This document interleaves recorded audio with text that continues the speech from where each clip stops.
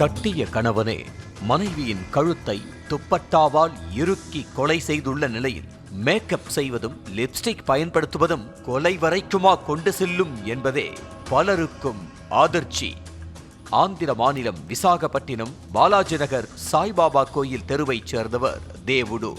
44 வயதான இவர் தன்னை விட 10 வயது குறைந்த துர்கா என்ற பெண்ணை திருமணம் செய்தார். இவர்களுக்கு 2 மகள்கள் உள்ள நிலையில் சிரிபுரம் பகுதியில் உள்ள ஒரு ஜவுளி கடையில் துர்கா பணியாற்றி வந்தார். ரிசப்ஷனிஸ்டாக இருந்த துர்கா நாள்தோறும் மேக்கப் மற்றும் சிகை அலங்காரம் செய்து பணிக்கு சென்றார்.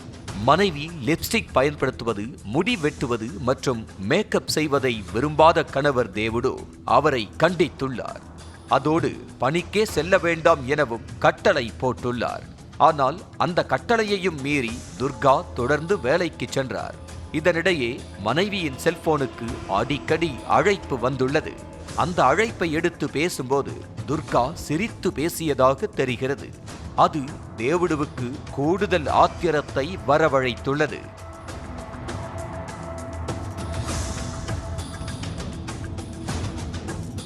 மனைவி வேறொரு ஆணுடன் தகாத உறவில் இருப்பதாக சந்தேகப்பட்ட கணவன் துர்காவை அடித்து சித்திரவதை செய்துள்ளார். ஒரு கட்டத்தில் டார்ச்சர் தாங்க முடியாத மனைவி தனது பெற்றோரிடம் கணவரின் துன்புறுத்தல் குறித்து கூறியுள்ளார். இதனைத் தொடர்ந்து மாமியார் நேரில் சென்று மருமகனிடம் நியாயம் கேட்டதாக தெரிகிறது.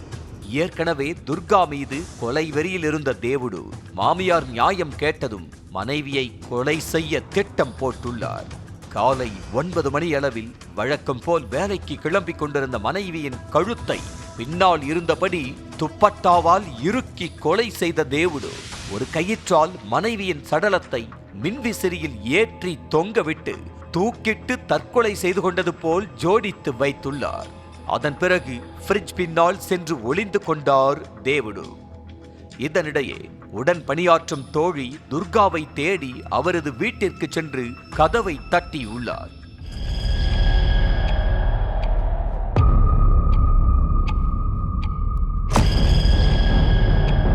நீண்ட நேரமாகியும் கதவை திறக்காததால் சந்தேகமடைந்த தோழி துர்காவின் தந்தைக்கு போன் செய்து தகவல் கோரியுள்ளார். இதனைத் தொடர்ந்து அங்கு சென்று வீட்டின் கதவை உடைத்து உள்ளே சென்ற துர்காவின் தந்தை தூக்கில் தொங்கியபடி மகள் கிடந்ததை பார்த்து கதறினார். அக்கம் பக்கத்தினரின் உதவியுடன் துர்காவை மருத்துவமனைக்கு கொண்டு சென்றார். ஆனால் பரிசோதனை செய்த மருத்துவர்கள் துர்கா ஏற்கனவே உயிரிழந்து விட்டதாக கூறியதோடு போலீசாருக்கும் தகவல் கொடுத்துள்ளனர். இதையடுத்து சில நிமிடங்களில் மருத்துவமனைக்கு சென்ற போலீசார் துர்காவின் தந்தை மற்றும் தோழியிடம் விசாரணை நடத்தி உள்ளனர்.